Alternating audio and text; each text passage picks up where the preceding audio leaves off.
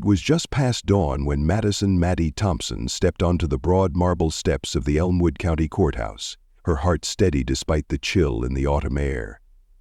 At 58, she carried herself with quiet authority, the sort that comes from a lifetime spent in lecture halls, courtroom battles, and sleepless nights drafting legislation. Her tailored charcoal blazer and neatly pressed slacks spoke of professionalism, while the silver streaks in her short-cropped hair hinted at wisdom earned through decades of struggle. But today, none of that would shield her from the storm waiting inside. Behind those grand columns, presiding over her fate, sat Judge Robert Langford, a man whose family name had been synonymous with power in Elmwood for 3 generations. He walked the aisles of justice like a king in his court, his black robe swirling around him like a royal cloak. At 64, Langford still possessed the kind of presence that silenced murmurs and bent laws to his advantage, an embodiment of authority so deep-rooted that the very walls of the courthouse seemed to lean toward him. This morning's hearing was never meant to be about truth or fairness. Rather, it was the culmination of an elaborate trap, one set to humiliate and destroy Maddie Thompson, the woman who had dared to challenge Langford's secretive empire. A former federal prosecutor turned senator, Maddie had built her career on exposing corruption in high places, spearheading reforms that cracked open closed-door deals and forced crooked officials into the public eye. In Elmwood, however, Langford's patronage ran too deep. County commissioners, local developers, even members of the district attorney's office owed him favors that could fill this courthouse and the ones beyond it. When commotion in the hallway announced her arrival, Maddie took a deep breath. She slid her conference folder under her arm, its contents her only lifeline. Witness statements, financial records, encrypted audio clips, all the proof she had painstakingly gathered over the past 6 months. Today, Judge Langford would announce the charges that had mysteriously appeared in the docket just 24 hours ago. Grand larceny, wire fraud, conspiracy to defraud investors, crimes she neither committed nor could credibly explain. Yet within those pages, falsified accounts showed bank transfers from the Elmwood Transit Authority to a shell company bearing her name. Testimony from a single paid witness, someone with a grudge and a wallet full of Langford's cash, would try to convince any jury that Maddie was a traitor to the public trust. She paused at the threshold, looking up at the carved pillars that had for so long symbolized stability. Today they felt like gauntlets thrown down, but she would not turn away, not when so much depended on her willingness to stand and be counted. As she walked past the security desk, 2 officers exchanged wary glances. They asked for her ID. She presented her state-issued driver's license with barely a tremor. They scanned it twice, as if expecting the courthouse doors to reject her name. When the hurried clicks of their scanners finally gave way to a bored nod, Maddie couldn't help but notice the flicker of triumph in their eyes, an unspoken assurance that she had already lost. Inside the courtroom, the prosecutor's table was occupied by 2 men in crisp navy suits, District Attorney Eric Maddox and his junior colleague Allison Reyes. Maddox offered a stiff, almost rehearsed nod as she passed. Reyes studied her coldly, as though measuring each line on her face against those pages of false evidence. Across the aisle sat her own legal team, Thomas Wu, a seasoned civil rights attorney with fierce loyalty in his gaze, and Marisol Vega, a brilliant young litigator whose sharp notes told Maddie everything she needed to know about Marisol's confidence. Judge Langford settled onto the bench with a slow click of his gavel. "Court is now in session," he intoned, voice carrying the weight of someone born to command. His eyes, pale and exacting behind slender-rimmed glasses, flicked briefly to Maddie before drifting across the courtroom, as though he were inviting every observer to feast on her humiliation. Maddox rose first. Papers rustled as he cleared his throat. "Your Honor, the state moves forward on counts 1 through 4, alleging that Senator Thompson knowingly misappropriated Elmwood Transit Authority funds amounting to over $2 million. Maddie tuned out the specifics. Language could be twisted, numbers could be fabricated. She caught Thomas's eye and nodded once, a silent signal that she was ready.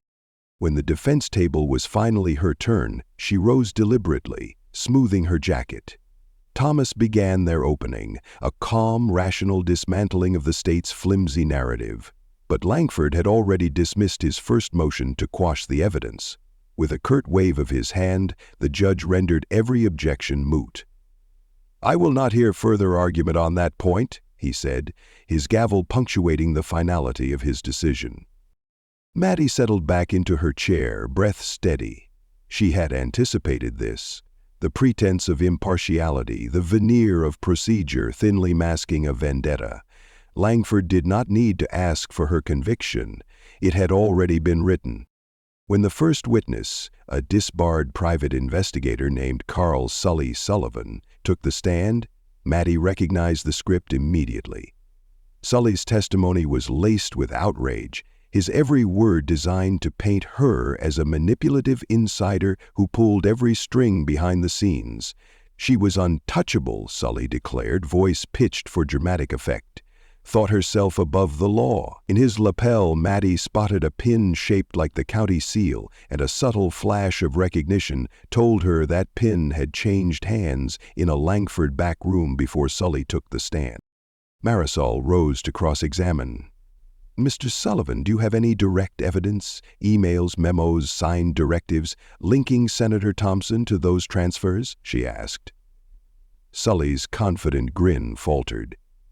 "It's in my notes," he claimed. "It's all in my notes."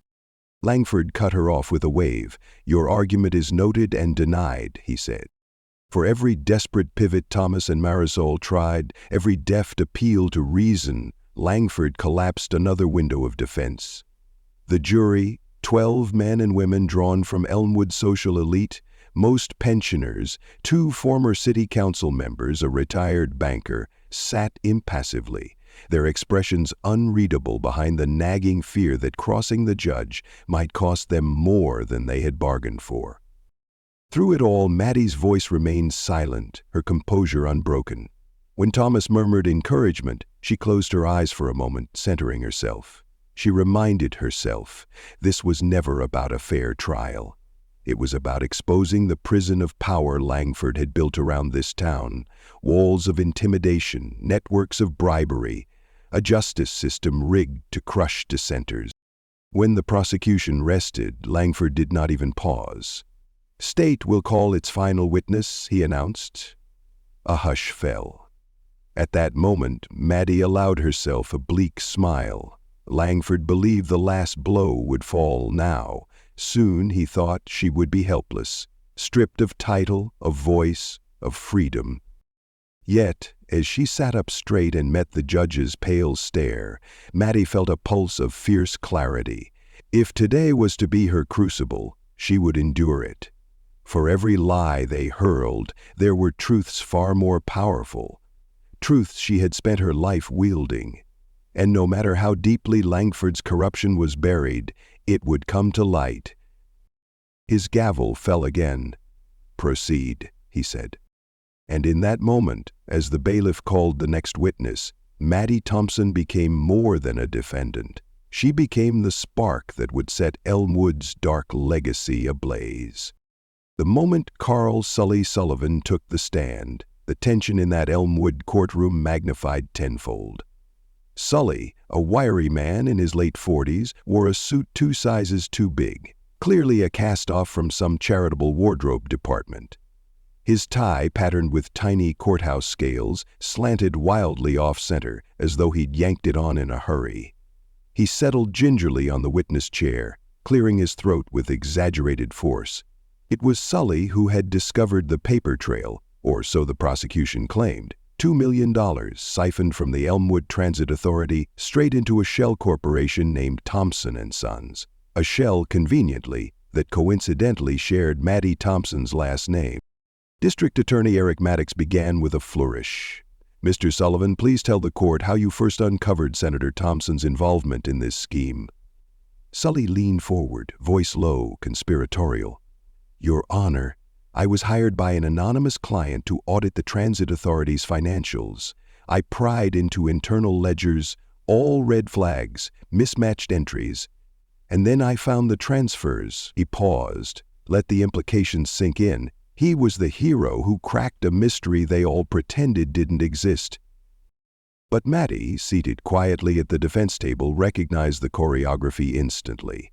This was the same routine Blackford's cronies ran whenever someone got too close to the truth. Pay a disgraced investigator, feed him a tip, let him spin the tale, and voila, circumstantial evidence enough to destroy reputations. She nodded once, and Marisol rose to cross-examine, ready to dismantle Sully's flimsy narrative. "Sully," Marisol began, voice controlled but firm, "you say you were hired to comb through financial records. Who was your client?" Sully's face paled momentarily. He hesitated, as though fearing the question might break him. I can't reveal that," he stammered. "Confidentiality agreement." Marisol pressed on. "Confidentiality agreement? Yet here you stand, publicly accusing a sitting senator of massive theft. Does that not conflict with your duty to maintain confidentiality?" Justice Langford, presiding like some modern-day monarch, waved a dismissive hand. "Sustained, counsel. Next question." Maddie sensed the jury shifting uncomfortably. She needed to inject doubt now. She stood, voice clear and unwavering. "Mr. Sullivan," she said, locking eyes with him, "are you a disbarred private investigator?" That silent phrase, uttered without malice, carried all the weight of evidence. Sully's shoulders slumped. The courtroom murmured. Langford ignored the ripple of side conversations. "Mr. Sullivan, you will answer the question." Sully blinked rapidly. "Yes," he admitted, voice shaking. "I was disbarred 2 years ago for unethical conduct." "Is that right?" Maddie continued. "And did you not have a financial motive to join this charade?" Prosecution's Maddox leapt to his feet. "Objection!" "Overruled," Langford said with that cold tilt of his chin. Sully stared at Maddie, uncertain, fear flickering in his eyes. I was paid," he blurted out, as if releasing the confession he never thought would slip free. "They offered me $40,000 to dig up dirt on you." A gasp rose from the gallery. Maddox pounded the bench. "Your Honor?"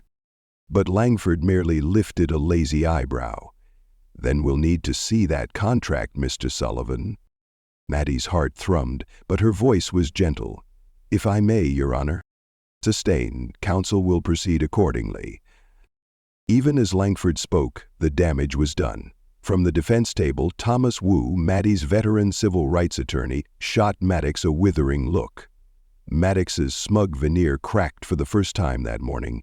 He had counted on Sully's unchallenged testimony to bulldoze the jury. Now, the foundation was quaking.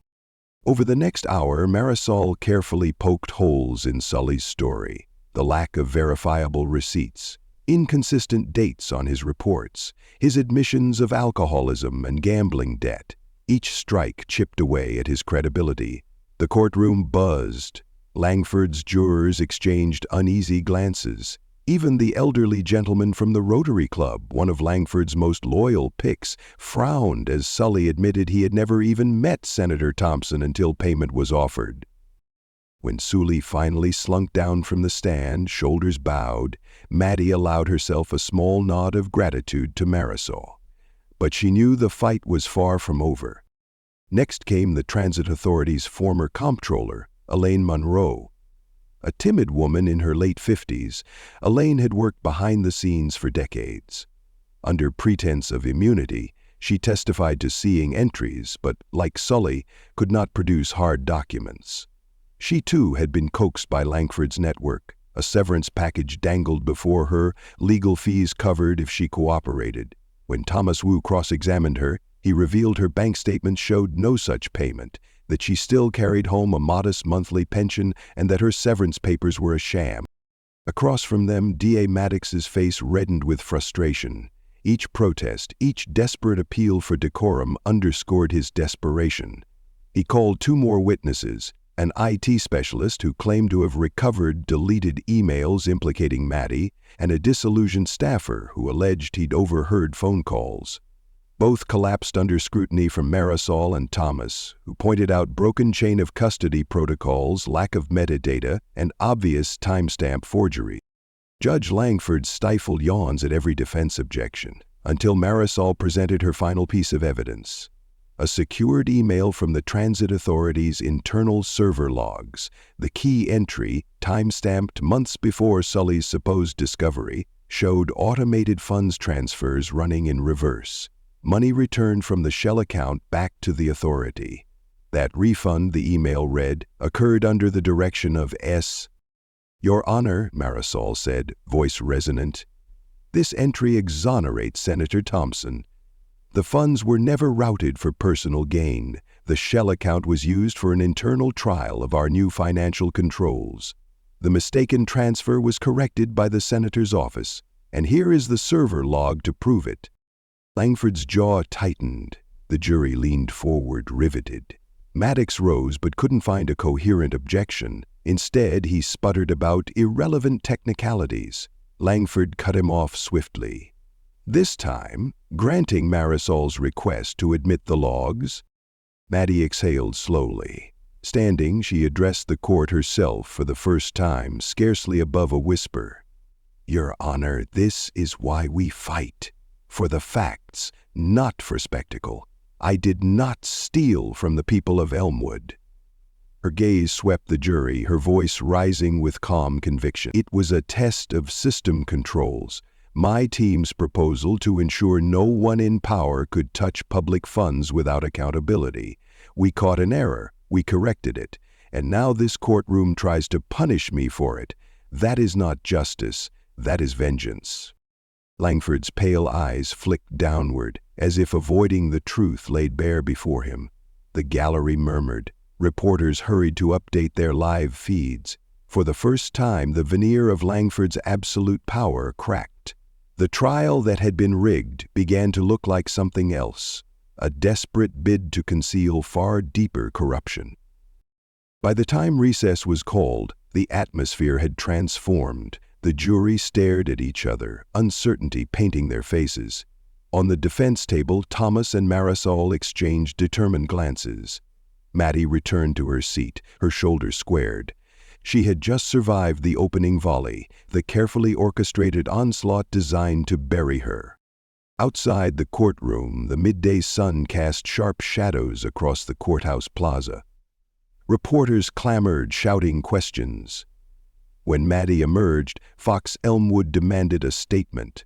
She paused, lifted her chin, and spoke into the microphones.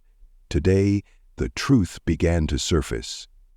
Our system is broken when those in power can manipulate evidence and silence dissent. But falsehoods crumble under scrutiny, and I remain ready to shine a light into every dark corner of this courthouse, no matter how deep those shadows run. A hush fell, then cameras flashed. Somewhere in the crowd, a lone supporter cheered. Maddie offered a brief, gracious smile, then stepped back into the marble building. Inside, Judge Langford sat behind his bench, his face impassive. But those he'd stacked around him sensed the shift. The battle had only just begun. And as Maddie Thompson strode into the courtroom to resume proceedings, she carried something more powerful than any forged document or ironclad alibi, the unshakable belief that, when confronted with courage and truth, even the most fortified lies will finally collapse. Da sui nitron 1 Ji. By the time former Transit Authority Comptroller Eleanor Ellie Ramirez took the stand, the courtroom's atmosphere had shifted from smug certainty to nervous anticipation. Ellie, a soft-spoken woman in her early 60s, had spent 30 years poring over budgets and balancing ledgers. Her gray-streaked hair pulled back in a neat bun, reading glasses perched on the end of her nose. Today she was more than a witness. She was the linchpin that would either confirm Senator Thompson's innocence or cement his ruin. District Attorney Eric Maddox introduced her with a flourish. Ms. Ramirez, please describe your role at the Transit Authority and how you first became aware of the transactions at issue in this case. Ellie straightened on the witness chair, her hands resting on the Bible more firmly than the cold wood beneath her. I served as comptroller for the Elmwood Regional Transit Authority for nearly 3 decades, she began, voice calm but resolute. My responsibilities included overseeing all financial reporting, ensuring the integrity of our ledgers, and preparing annual audits. I first noticed irregularities in late March, entries that didn't match routine maintenance expenses, transfers labeled as system upgrades but routed through an unfamiliar account. Maddox seized on her words. And what was this unfamiliar account? A shell corporation called Murray & Sons, Ellie answered. I'd never encountered it in our vendors list. When I investigated further, I discovered 2 transfers totaling nearly $2 million. 0 cents had gone out, then back in within 48 hours. Highly unusual for any municipal entity. Maddox smiled, sensing the net tightening. And did you report these transactions to Senator Thompson's office? Ellie's gaze shifted briefly to the defense table, where Senator Thompson sat with his team, lead litigator Marisol Vega, civil rights attorney Thomas Wu, and Senator Thompson herself, still dignified in a cranberry skirt suit despite the courtroom ordeal. Ellie's next words would determine their fates. I reported the matter to Mr. Sullivan, the private auditor. As per protocol, any suspected irregularity is escalated to him for forensic review.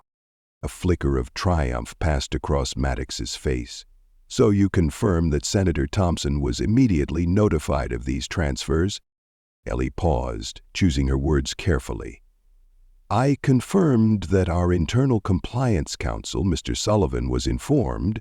Whether that information reached the senator directly, I cannot say, but our office never received any instruction to reverse the transfers until after the audit recommendations were issued. Maddox leaned in. And during that time, Senator Thompson did not take any corrective action? Ellie's eyes tightened. Not to my knowledge. In fact, when I sought guidance on reversing the funds, his office referred me to procurement protocols, which delayed any resolution until after the funds had already bounced back to the authority's reserve. Maddox's jubilation was palpable. So he let public funds linger in a shell corporation for weeks? Surely that violates the public trust. Before Ellie could answer, Marisol Vega stood. She had been gathering her notes, preparing for the moment she would pierce the façade. Your Honor, Marisol said, projecting confidence, I'd like to cross-examine Ms. Ramirez on the timing of her reports and the precise nature of her communications with Senator Thompson's office. Judge Langford, his pallid face unreadable, waved her forward. Proceed, counsel. Marisol's cross began gently. Ms. Ramirez, you testified that you first noticed the transfers in late March. Can we be more precise? Ellie consulted her notes. March 23rd. And you reported it to Mr. Sullivan immediately? Ellie nodded. By the next business day, March 24th. But you only attempted to reverse the transfers on April 5th, after significant public scrutiny emerged, correct? Ellie hesitated. Yes, because the funds had already returned by then. Marisol nodded, letting the implication hang. So, the authorities' coffers were missing $2 million, 0 cents for nearly 2 weeks, and only because the shell account returned the money did the error come to light. Ellie's chin lifted. That is correct. Marisol pivoted, her gaze sweeping the jury.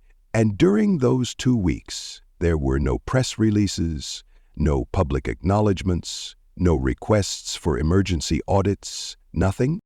Ellie shook her head. No. Marisol inhaled slowly. Instead, if I may quote from your own email, you were instructed to maintain confidentiality pending system upgrade announcements. Does that sound right? A murmur rippled through the gallery. Ellie winced, acknowledging the emailed instruction. I received those directives from my immediate supervisor. Approval from the senator's liaison was implied. Marisol pressed on. So you were effectively gagged from alerting the public about missing funds, at the behest of the very office now blaming Senator Thompson's opponent. Ellie's voice cracked, but her composure held. It was company policy, err, authority policy to manage communications centrally. Marizal shot a glance at Thomas Wu, who sat alert, seizing on Ellie's candor. Marizal turned back to the jury. Ladies and gentlemen, you just heard that the authority was ordered to maintain confidentiality. In other words, hush money. If public funds go missing, wouldn't you expect immediate disclosure? As the jury exchanged glances, Marisol concluded her cross. No further questions, Your Honor. Judge Langford's gavel fell with a faint echo. Redirect, Mr. Maddox. Maddox rose, flushed but undeterred. Ms. Ramirez, he began, voice edged with urgency. You said you emailed your supervisor. Was that Mr. Sullivan or a different person? Ellie's gaze wavered. It was... She bit off the name. A member of the senator's staff. Maddox pounced.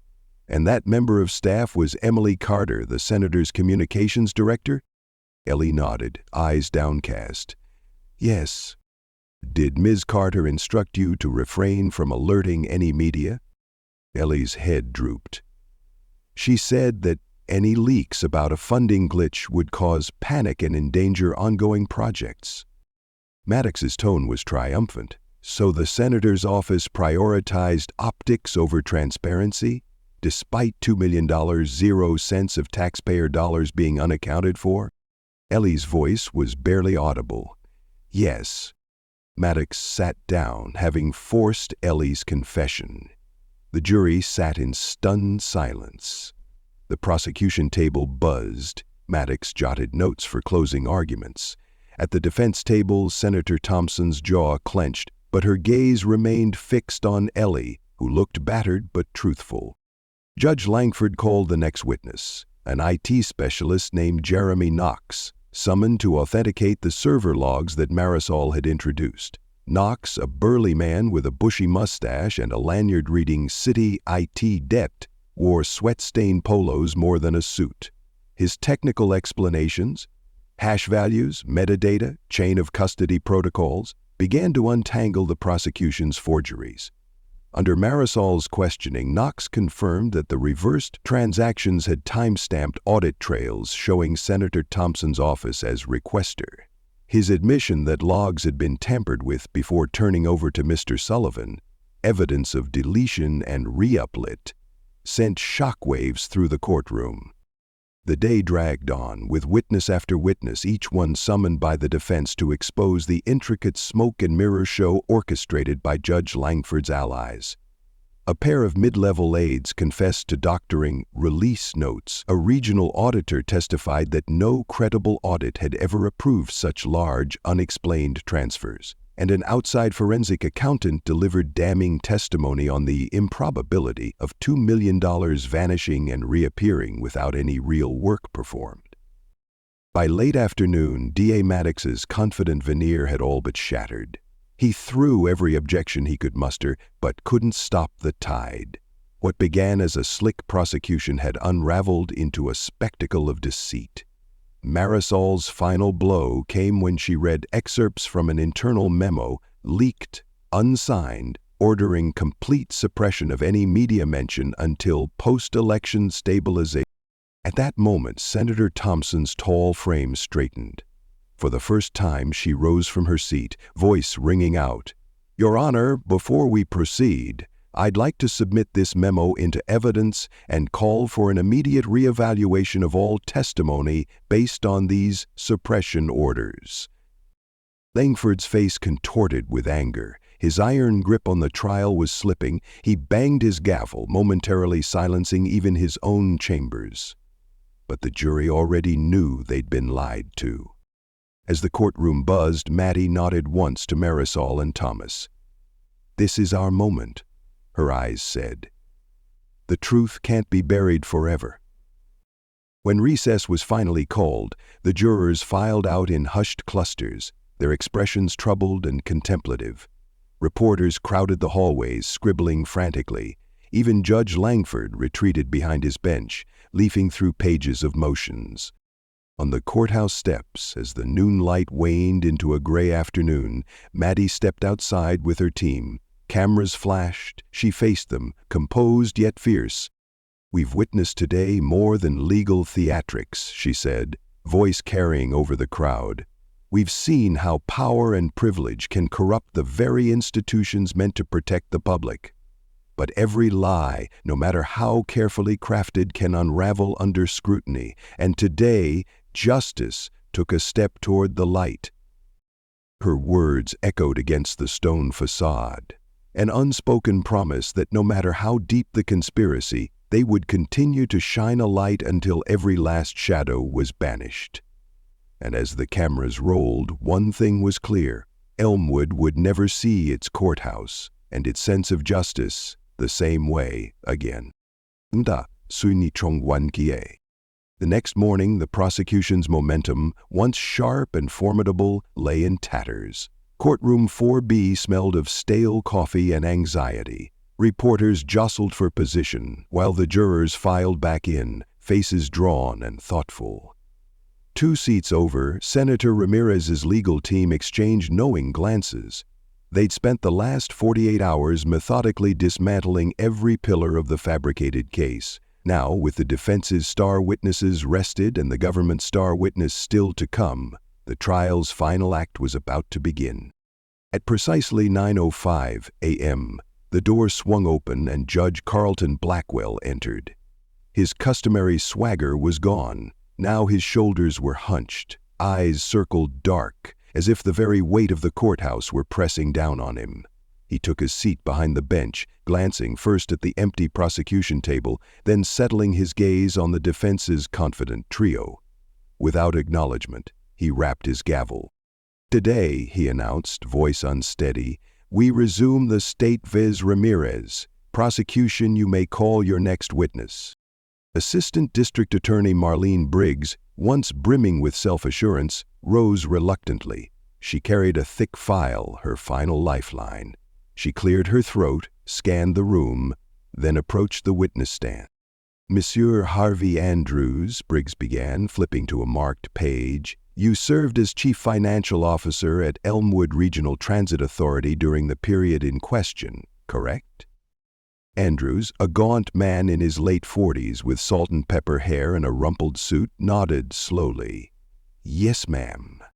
Briggs leaned in. "And you signed off on the March 24th transfers to Murray and Sons?" He swallowed. "Technically, yes." "Technically?" Briggs's tone sharpened.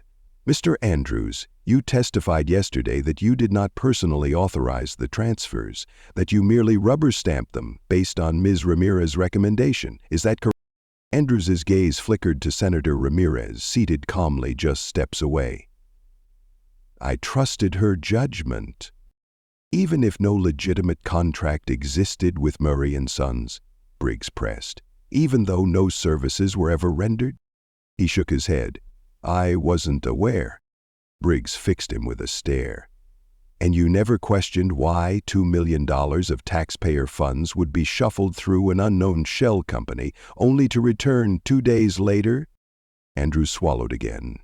"In retrospect, yes." Briggs turned, satisfied. "No further questions." As she sat, murmurs rippled through the gallery. The prosecution was down to its last gasp. Andrews had just admitted he'd failed in his fiduciary duty, and that his uncritical trust in Ramirez was his, and by extension, the prosecution's undoing. Next, Briggs called her final witness, city contractor Jordan Patel, a young man who claimed he'd seen Ramirez in a late-night meeting at the authority offices. But under Ramirez's cross-examination, handled with quiet precision by litigator Marisol Vega, Patel's story collapsed. He admitted he'd been coached, even paid, by a consultant with ties to one of Blackwell's political donors. The grand finale of Patel's testimony, he'd never actually encountered Ramirez in that hallway at all. By noon, the state had no witnesses left. Briggs looked exhausted. Her carefully prepared case lay in ruins. Judge Blackwell allowed a brief recess. Reporters poured into the hall, already scribbling headlines. Returning at 12:30, the courtroom's energy shifted palpably. Senator Ramirez rose from the defense table and approached the lectern, her posture regal despite the storm. With a calm nod to Judge Blackwell, she addressed the jury directly.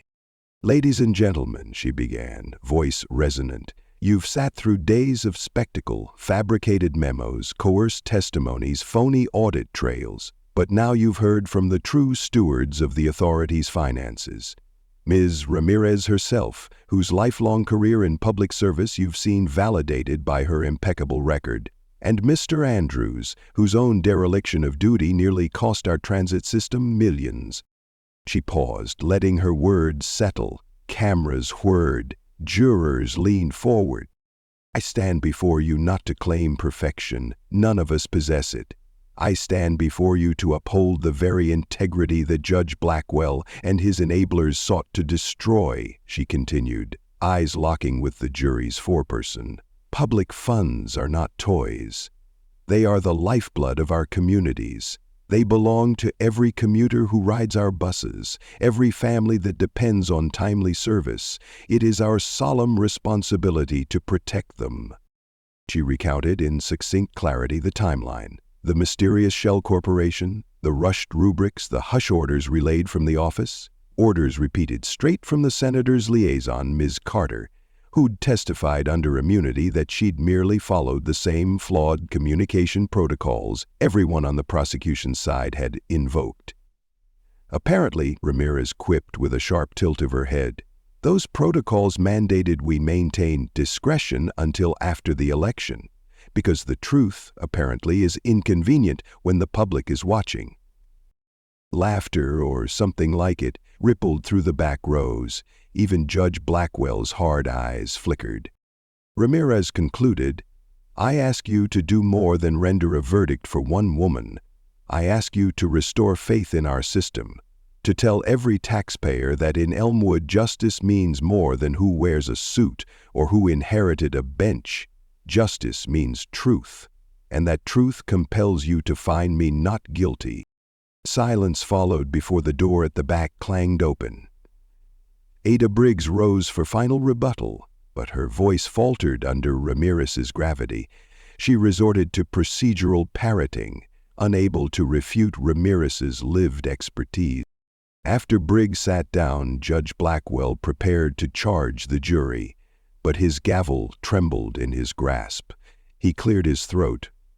"Members of the jury, you will retire now to deliberate. Remember, your verdict must be based on the evidence presented, not on conjecture or sympathy." He paused, involuntarily meeting Ramirez's gaze, an unspoken tremor passing between ex-judge and former defendant.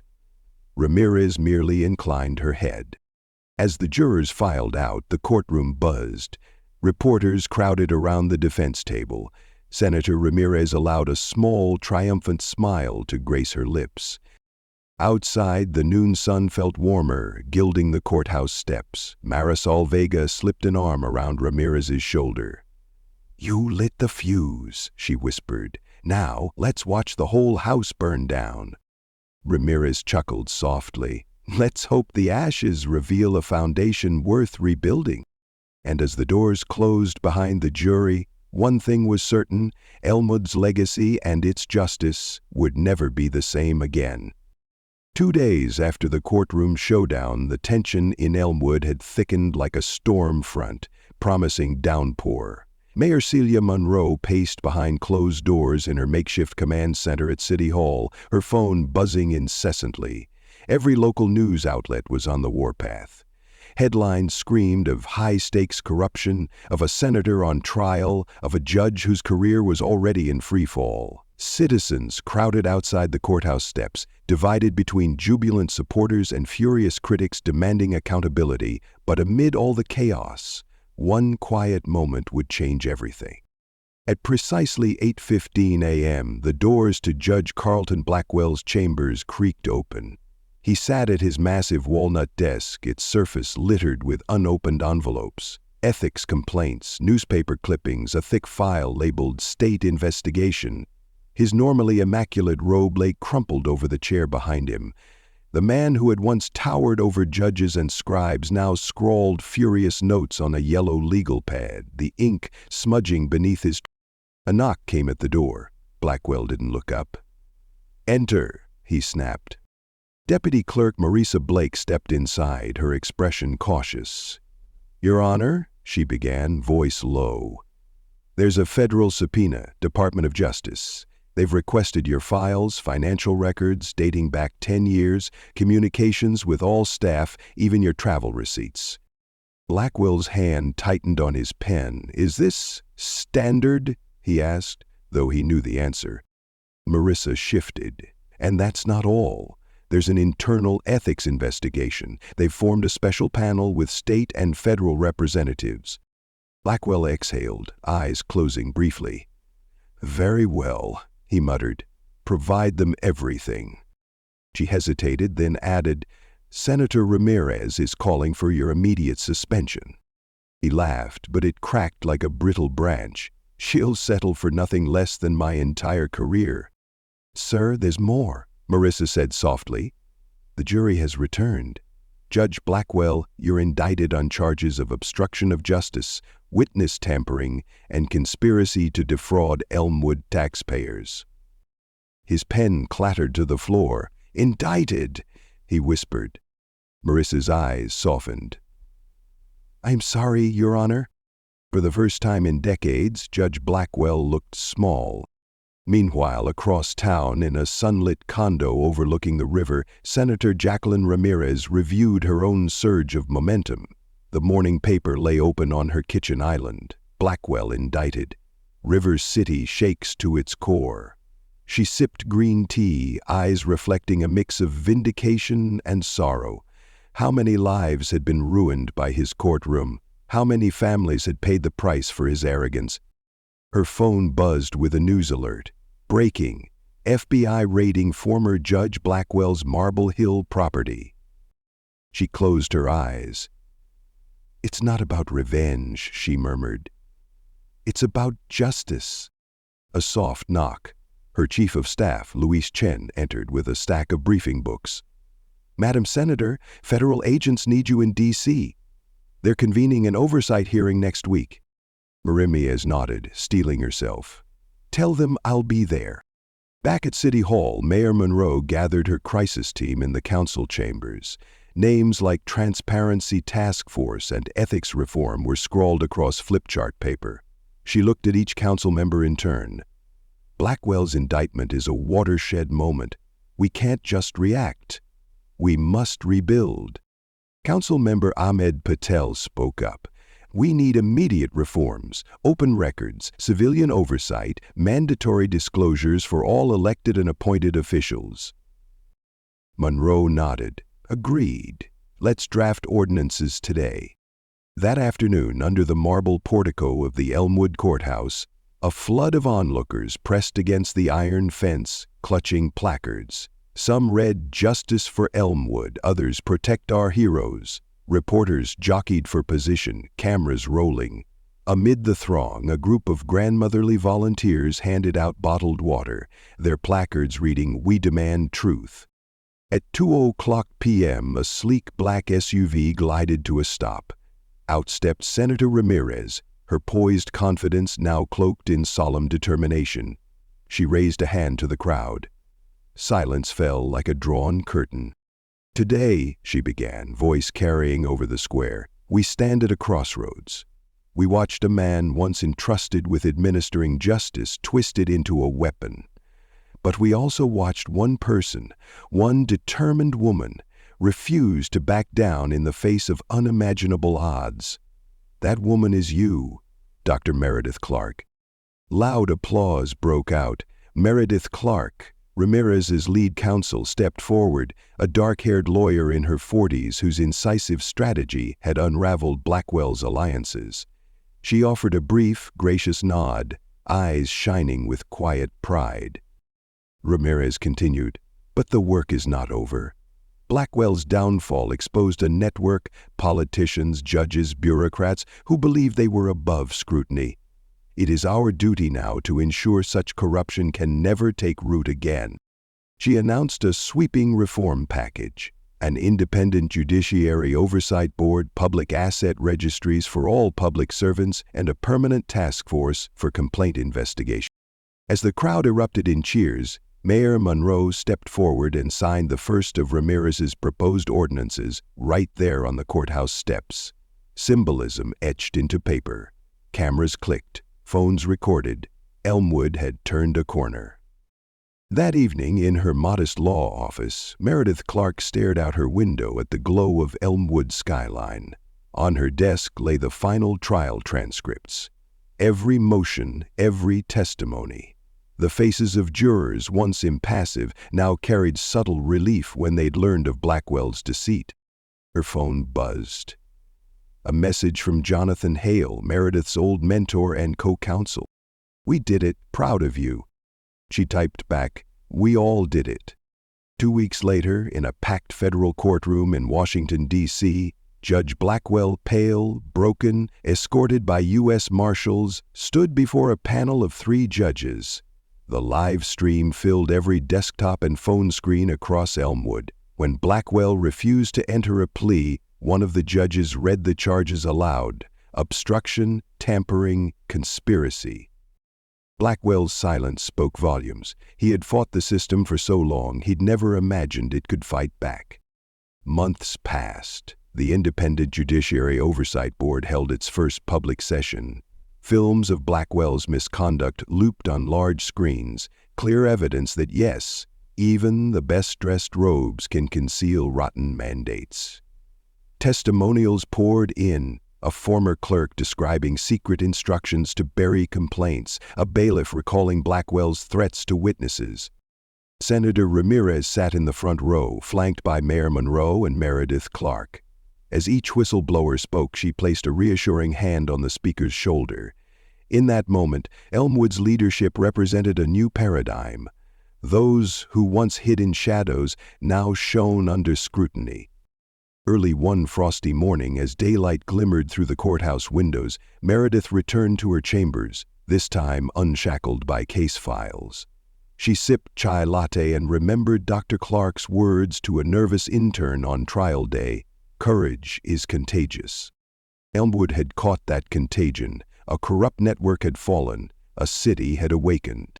And as Meredith looked out at the sunrise over the river, she knew this story, this reckoning, had become Elmwood's legacy. Not the story of a judge's disgrace, but of a community's resilience, and of one black woman's unwavering belief that justice, no matter how far buried, always finds a way back to light. And so, with Judge Carlton Blackwell's empire finally toppled, the people of Elmwood Pines watched as decades of unchecked privilege and corruption were laid bare for all to see. A once untouchable legacy, passed down through generations of power, crumbled under the force of one woman's unwavering determination, and a community that refused to look away. Dr. Simone Carter and her allies proved that true justice isn't granted by a gavel or a title. It's claimed by those courageous enough to speak up when the system tries to silence them. What can we take away from this story? First, courage isn't the absence of fear, but the resolve to act despite it. When you see wrongdoing, no matter how powerful the perpetrator, silence only enables further abuse. Second, real change happens when ordinary people refuse to accept the status quo, standing together to expose the truth. Finally, integrity and perseverance are timeless weapons. They outlast fleeting power and dismantle even the most deeply entrenched systems. If this video moved you, type 1 in the comments to show your support. If you'd like to see us improve or explore different angles, type 0 and let us know how we can make our stories even more compelling. Don't forget to like, share, and subscribe, because when we shine a light on injustice, we all become part of the solution.